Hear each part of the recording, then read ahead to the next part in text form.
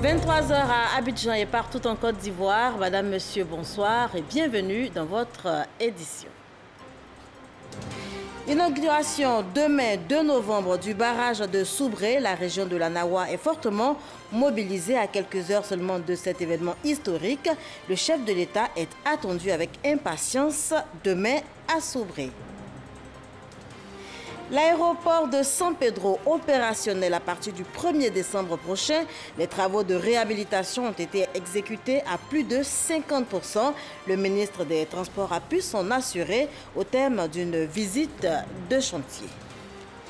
Et puis aujourd'hui, 1er novembre 2017, jour férié et chômé à l'occasion de la commémoration de la fête de tous les saints, la Toussaint. Une journée mise à profit pour se recueillir sur les tombes de proches disparus, avant donc la célébration officielle demain concernant les âmes disparues. Mais avant, démarrons avec les audiences du vice-président de la République, Daniel Cablon-Duncan, qui a reçu hier après-midi une délégation européenne. Avec elle, il a été question du sommet Union africaine, Union européenne. Daniel Cablon-Duncan qui a également reçu une délégation marocaine. Mamadou Kouassi pour faire le point. Le prochain sommet Union européenne, Union africaine, au centre de cette audience du vice-président de la République, Daniel Cablon-Duncan, et d'une délégation du Parlement européen. Cette délégation, conduite par l'ancien ministre de la Justice de France et député européen, a parlé de l'ordre du jour de ce sommet qui aura lieu les 29 et 30 novembre prochains, ici à Abidjan. Nous avons discuté des enjeux de ce sommet, dont l'ordre du jour qui a été fixé, non sans difficulté, mais tous les pays africains se sont mis d'accord avec l'Union européenne pour évoquer comme sujet principal celui de la jeunesse. Et le thème de la jeunesse reprend toutes les thématiques qui concernent l'Afrique, que ce soit la lutte contre l'insécurité, donc la lutte contre le terrorisme, que ce soit la lutte contre la radicalisation, mais également pour que ce soit l'avenir de cette jeunesse en termes d'emploi, de formation, d'éducation. Et il y a des propositions très ambitieuses et très concrètes qui vont être mises sur la table. La délégation a aussi fait cas des progrès économiques du continent africain, avant de souhaiter la redéfinition d'un nouveau cadre de coopération au niveau du commerce entre l'Afrique et l'Europe. Ça peut être sur la simplification des normes, ça peut être sur un environnement politique qui recrée une dynamique, un partenariat qui soit un partenariat bien sûr économique, durable, mais avec certaines valeurs, des valeurs humaines, des valeurs en termes qualitatifs et de qualité également, puisque nous sommes très attachés à la qualité. Voilà, c'est comment essayer d'améliorer un existant avec peut-être une nouvelle stratégie, parce que le monde d'hier n'est pas le monde d'aujourd'hui. La deuxième délégation reçue par le vice-président de la République, Daniel Cablon-Duncan, est conduite par Saïd Zarou, directeur général de Machik Ahmed, structure marocaine en charge de l'aménagement de la baie de Cocody.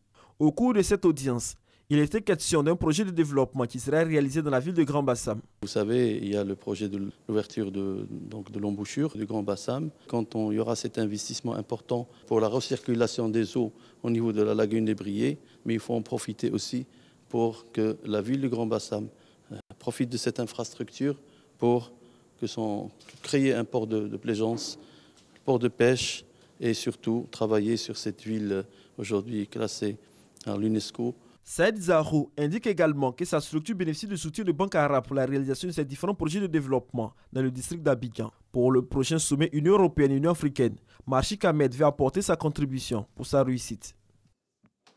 Et je vous le disais en titre, le chef de l'État, le président Alassane Ouattara, est très attendu demain, 2 novembre, donc à Soubré pour l'inauguration du barrage de la ville, un barrage qui va injecter 275 mégawatts supplémentaires au réseau électrique national.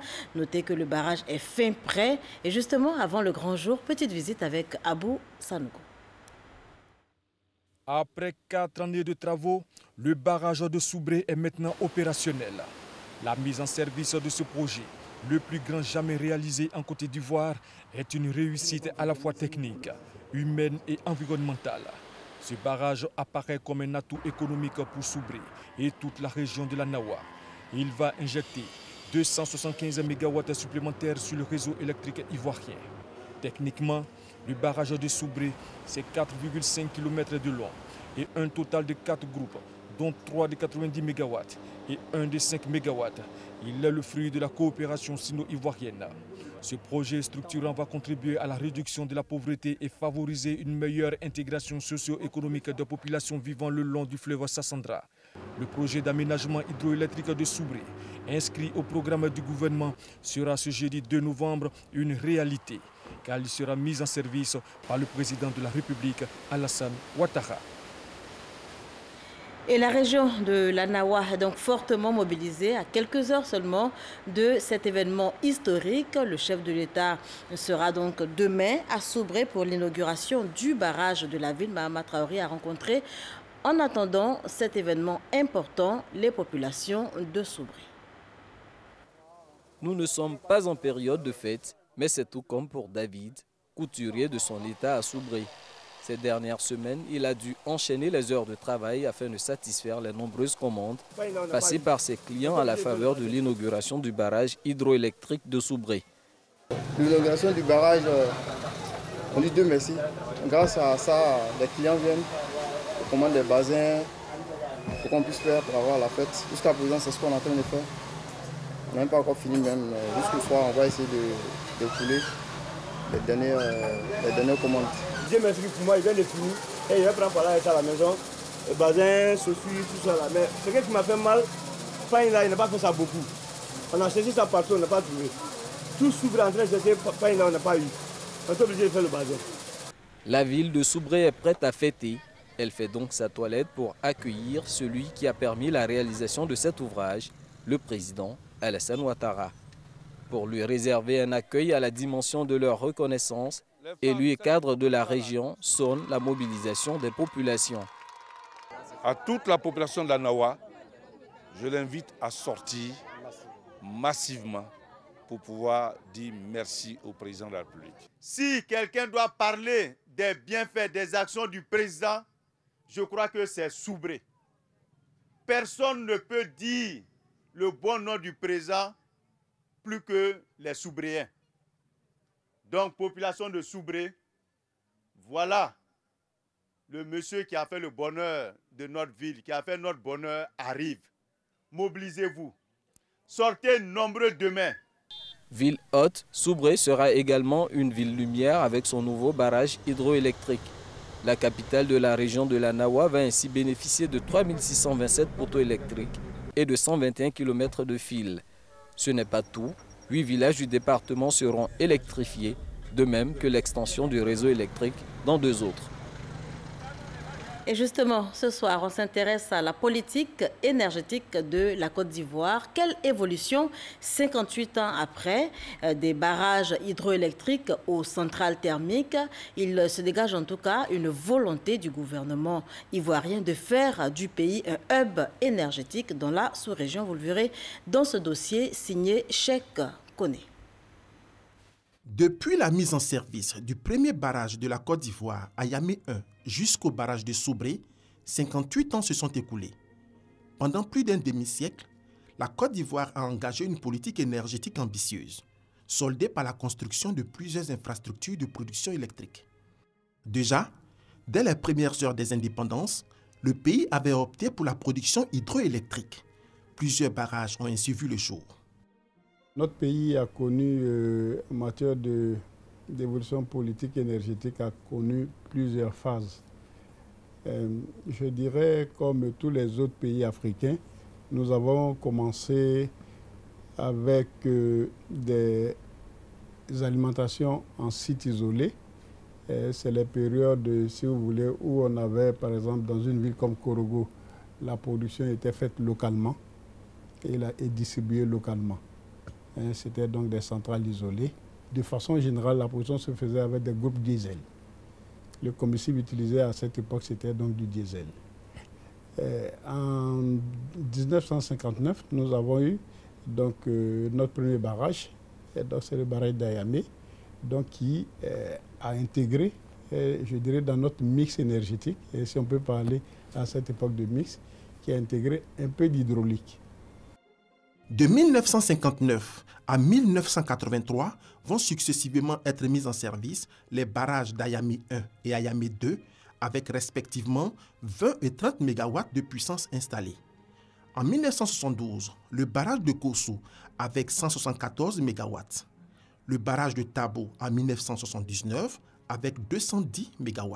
165 MW de puissance installée au barrage de Buyo en 1980 et le barrage de Gras dans la région de San Pedro, mis en service en 1983 avec 5 MW de puissance installée. Le barrage hydroélectrique est un ouvrage de production d'électricité. Grâce à des turbines, les retenues d'eau créées sur une rivière produisent de l'électricité pour alimenter les ménages.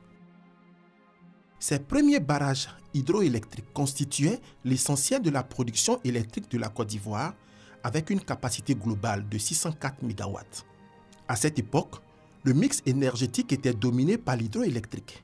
Après, on a évolué en hydraulique jusqu'aux années 83, où on a eu la grande sécheresse en Côte d'Ivoire. Nos barrages, donc les côtes ont baissé dans nos barrages. On ne pouvait plus produire l'électricité hydroélectrique. Alors, on a en urgence, donc le pays a fait une commande d'une centrale thermique à gaz. C'était la toute première centrale thermique à gaz. En fait, il faut que je vous dise une chose, les projets de centrales thermiques sont, la mise en œuvre de ces projets est plus rapide que les barrages. Donc quand on est dans des situations d'urgence, je dirais la solution, la vraie solution, c'est du thermique, parce que c'est plus rapide. Une centrale thermique, contrairement au barrage hydroélectrique, produit de l'électricité à partir du gaz naturel. En Côte d'Ivoire, c'est à partir de 1984 qu'apparaissent les premières centrales thermiques. Jusqu'en 2013, une dizaine de centrales thermiques voient le jour pour une capacité globale de 1924 MW et une production d'électricité estimée à 10 080 GWh. Il s'agit de la centrale de Vridi, 100 MW, celle de Cyprel 1, 2, 3 et 4, 569 MW. Azito 1 et Azito 2 totalisent 441 MW et celle d'Agreco 1, 2 et 3, 210 MW. Ces chiffres démontrent le potentiel énergétique de la Côte d'Ivoire, qui a très tôt développé une politique d'accès à l'électricité. Aujourd'hui, 81% de la population vit en zone électrifiée. Ce taux passera à 83% en fin 2017 avec environ 1 800 000 abonnés à l'électricité, soit 200 000 abonnés de plus qu'en 2016. La Côte d'Ivoire a pour ambition de devenir le hub énergétique de la sous-région. C'est pourquoi, depuis ces dernières années, le secteur de l'énergie est monté en puissance. Le pays est passé d'une production de 1200 MW à 2000 MW en 5 ans et a l'intention de produire 2000 MW supplémentaires ces 3 prochaines années, c'est-à-dire l'équivalent de ce qui a été réalisé depuis l'indépendance en 1960. Et le pays n'entend pas s'arrêter là. La transition énergétique, la Côte d'Ivoire y pense. Pour atteindre ses objectifs, plusieurs projets sont mis en œuvre. Notez que la Côte d'Ivoire, dont la capacité en électricité, vous l'avez entendu tout à l'heure, se situe autour de 2000 MW, ambitionne de passer à 4000 MW d'ici donc à 2020. Eh bien, quels sont ces projets qui devraient favoriser ce bond qualitatif? On en parle avec notre reporter Cheikh Koné. Des investissements de l'ordre de 6 152 milliards de francs CFA dans le secteur de l'énergie sont prévus par le gouvernement ivoirien dans le cadre du Programme national de développement PND 2016-2020, soit 20,99% du budget global de ce programme. Ce montant, qui constitue la part la plus importante au niveau sectoriel du PND de deuxième génération, démontre les ambitions de la Côte d'Ivoire. Notre vision est de devenir le hub énergétique de la sous-région. Pour ce faire, notre objectif est donc de produire une énergie abondante, de qualité, fiable, et de produire un excellent service à nos clients. Pour ce faire, le pays multiplie les grands projets pour accroître sa production. Nous avons d'abord au niveau de ce qui est du thermique, de l'énergie thermique, nous avons les extensions potentielles de Cyprel et Azito. Nous sommes également en train de regarder et d'analyser de nouveaux projets au niveau du thermique gaz, avec la production de notre gaz en mettant en valeur le gaz, donc les ressources naturelles de la Côte d'Ivoire.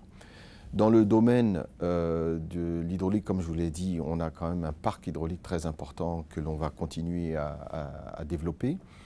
Le secteur privé est le premier bénéficiaire du renforcement du parc énergétique, d'où l'appel du ministre.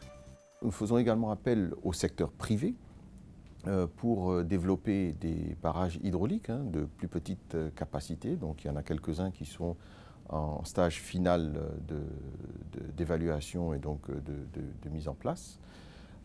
Au niveau de l'énergie solaire, nous avons lancé, vous savez, des appels d'offres dont nous attendons le dépouillement le mois prochain, le mois de novembre, et on espère pouvoir avoir complété ce processus dans le courant du mois de décembre.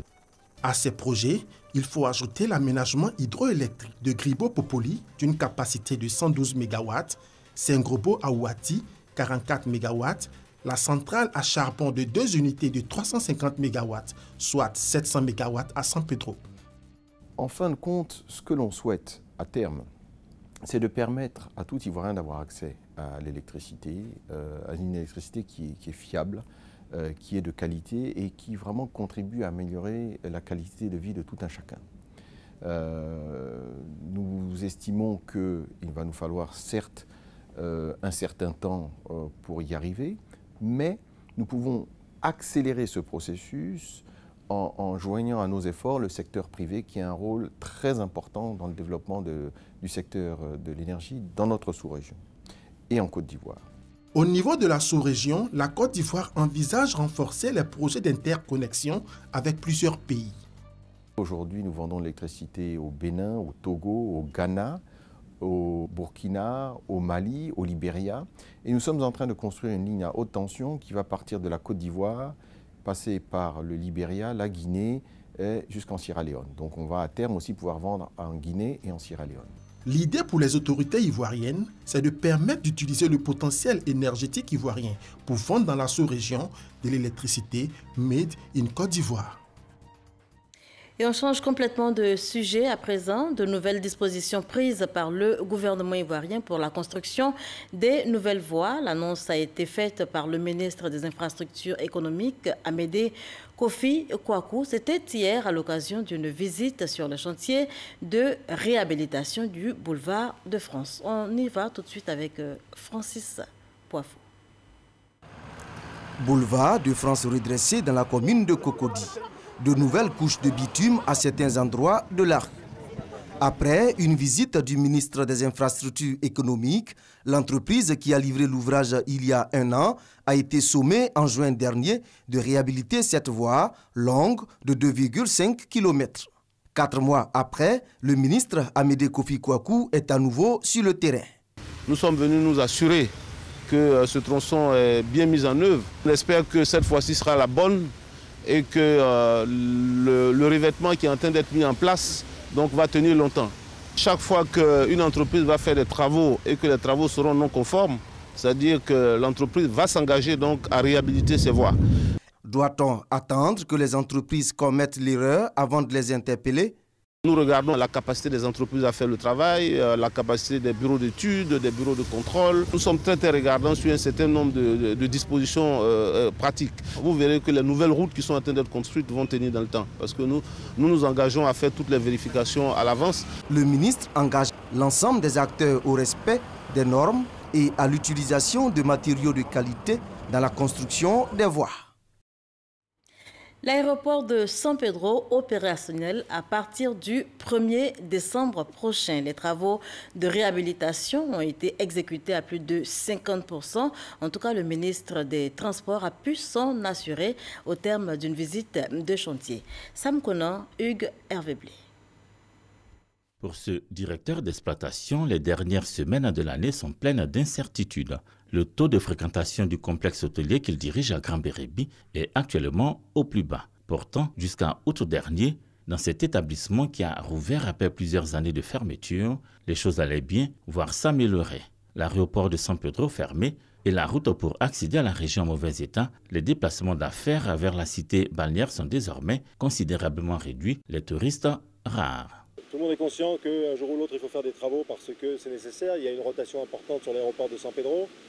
Mais aujourd'hui, on n'a pas de date effective de réouverture posée, qu'on puisse nous-mêmes prévenir nos clients, qu'on puisse dire à nos clients, ok, l'aéroport sera réouvert à telle date, prenez vos dispositions. Pour apporter une réponse à cette préoccupation largement partagée par les opérateurs économiques de la région de San Pedro, le ministre des Transports était sur le chantier de l'aéroport. Amadou Koné s'est assuré que tout est mis en œuvre pour que l'aéroport ouvre le plus tôt possible. Les informations livrées par les responsables du chantier font état de travaux exécutés à 53%.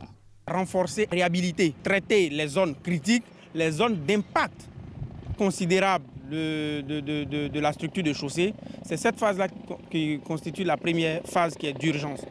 Nous avons commencé le 11 septembre. Au jour d'aujourd'hui, nous sommes à 53% de taux d'exécution de la première phase, 30 novembre. On devrait pouvoir mettre la piste sous trafic. Nous allons renforcer le matériel, travailler nuit et jour pour livrer les travaux dans le délai. Des machines et des camions en pleine activité pour renforcer la piste d'atterrissage, la faire passer de 1900 mètres à 2100 et augmenter sa largeur. Tout est mis en œuvre pour satisfaire au plus tôt les usagers, permettre le bon décollage et l'atterrissage de plusieurs types d'avions dans la deuxième ville portuaire de Côte d'Ivoire. Nous avions constaté donc avec l'ANAC qu'il y avait d'énormes risques d'accidents sur cet aéroport. Donc, sur cette base, le gouvernement a décidé donc, de la fermeture de l'aéroport de San Pedro. En tout cas, nous allons veiller à ce que l'aéroport soit ouvert au plus tard début décembre pour que les vols puissent reprendre, quitte à continuer donc, après un certain nombre de travaux. Évidemment, dans les conditions de sécurité et de qualité de service donc nécessaires donc au confort des vols donc ici à San Pedro. Un peu plus de 14 milliards de francs CFA, c'est ce que le gouvernement ivoirien investit dans la réhabilitation et le renforcement des structures de l'aéroport de San Pedro, le plus important de l'intérieur du pays. Aujourd'hui, 1er novembre 2017, jour férié et chômé sur toute l'étendue du territoire national à l'occasion de la commémoration de la fête de tous les saints, la Toussaint, une journée mise à profit pour se recueillir sur les tombes de proches disparus avant donc demain, 2 novembre, journée officielle pour ce qui concerne en tout cas la commémoration la célébration des âmes disparues. Un moment de grande émotion pour beaucoup et de bonnes affaires pour d'autres. Regardez. 1er novembre, les fleuristes de l'espace Saint-Jean à Cocody, à cette date, se frottent les mains. La fête de tous les saints, un moment de bonnes recettes. On peut gagner 50 000, 60 000, ça dépend. Hein. Il y a des gens aussi qui gagnent 100 000. Dans d'autres quartiers de la commune, les 2 plateaux par exemple, des espaces dédiés à la vente de fleurs, ils sont plusieurs à s'en procurer. Il s'agit de rendre hommage aux proches disparus. On sait que c'est la fête des saints, mais comme demain on travaille, donc on se précipite un peu pour aller nous recueillir un peu sur la tombe des uns et des autres. Aujourd'hui spécialement, il est important que nous puissions les célébrer. C'est un moment pour commémorer aussi, enfin d'avoir une pensée particulière pour tous ceux qui nous ont quittés un peu trop tôt. Un jour férié propice au dépôt des fleurs, car à la réalité, la commémoration des morts, c'est le 2 novembre. Le choix des fleurs est alors important. Pour ces gens de cérémonie-là, c'est les roses, les alpinias, les tropiques. Une tige de fleurs importée à 2000 francs, le bouquet à 5000, contrairement aux autres, autour de 20 000 francs le bouquet. L'activité rapporte, mais pour célébrer l'être disparu et cher, certains ne regardent pas à la dépense. Dame Conan est veuve. Elle est venue sur le site chercher son bouquet. J'ai perdu mon mari en 2012, donc je m'en vais à Williamsville comme ça, pour déposer des fleurs et puis prier pour son âme. Le cimetière de Williamsville, nous décidons d'y suivre Dame Conan. Sa petite famille en pleine prière pour le repos de l'âme de son défunt mari. Tout autour, ambiance de recueillement. Plusieurs tombes, des plus connus aux anonymes et beaucoup d'émotions. Le repos à tout jamais et fait briller. Si certains sont tristes, Pour d'autres, c'est l'occasion de faire des bénéfices. Il n'est pas rare de voir ces jeunes offrir leurs services pour l'entretien des tombes. C'est eux-mêmes qui chancent et nous donnent l'argent. Sinon, ça va dire c'est un prix fixe. Il faut avoir 300 000, 200 000. Jour de recueillement et opportunité de petites affaires, la commémoration des morts à ce jour de Toussaint reste cependant un moment saisissant. Voilà, Christiane Kobi et Franck Quadio signaient ce reportage. La ville d'Abidjan fait peau neuve, couche de peinture sur les façades des immeubles, aménagement des grandes artères. Le district d'Abidjan, avec à sa tête le gouverneur Begré Mambé, est à la tâche pour donc redonner à la cité son lustre d'antan. Action soutenue par la ministre Anne-Désirée Oloto et le maire de Cocody, Ngouan Aka Mathias. David Soyo et Isayo pour en parler. Trois personnalités, une même cause. Anne-Désirée Oloto, ministre de la Salubrité, de l'Environnement et du Développement durable. Begré Mambé, gouverneur du district d'Abidjan. Et Ngouan Aka Mathias, le maire de Cocody, engagé pour donner un coup de neuf à la ville d'Abidjan. Première action que nous allons réaliser, le ravalement des façades. Tous les grands immeubles qui sont sur le boulevard Latry seront repeints. Tous les bâtiments que vous voyez à l'Union-Ville, le logement Sikoji sur les Fiat. Et à droite, Bracodibar, nous allons tout repeindre pour rendre cet endroit propre. À partir de maintenant, tous les immeubles donnant sur les voies principales seront peints. Pour la ministre de la Salubrité, de l'Environnement et du Développement durable, cette démarche s'inscrit dans la politique du président de la République, Alassane Ouattara, d'améliorer la qualité du cadre de vie des populations en Côte d'Ivoire. Le président de la République veut des peuples en bonne santé. La santé, eh bien, c'est aussi le cadre de vie. Et pour avoir une bonne santé, il faut vivre dans un cadre de vie sain, il faut vivre dans un cadre de vie beau. Et dire aux Abidjanais que la balle est maintenant dans vos camps. Une politique qui rencontre l'adhésion des populations. C'est un grand honneur pour tous les habitants de Cocody de toutes les façons. Parce que c'est un projet qui démarre dans le cadre du développement durable qu'a entrepris le maire et qui va rejaillir dans tout Cocody.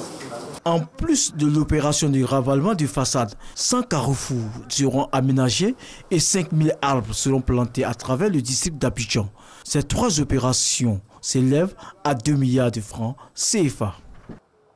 Et on reste dans le même temps pour évoquer les journées universitaires du développement durable, un cadre d'échange entre universitaires, chercheurs et organisations de la société civile autour des enjeux des objectifs du développement durable ODD. Grâce Kando.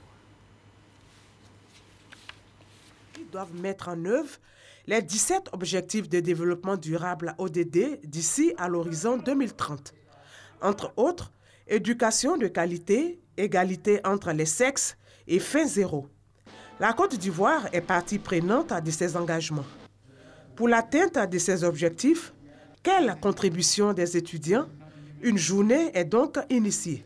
Il y aura des séances de renforcement de capacité, de présentation des ODD avec les cibles et chaque étudiant va chercher à savoir quelles cibles qui correspondent au mieux à ses préoccupations. Ici, en l'occurrence, nous avons l'ODD 16 qui parle de paix, et les étudiants aussi s'engagent dans la trêve sociale voulue par le Premier ministre, son Excellence Amadou Gon, d'accord pour la marche vers le développement durable. Le développement durable, un concept pris en compte par les responsables d'université. Au niveau de l'université Félix-Faure-Boigny, des parcours de formation en développement durable ont été mis en place.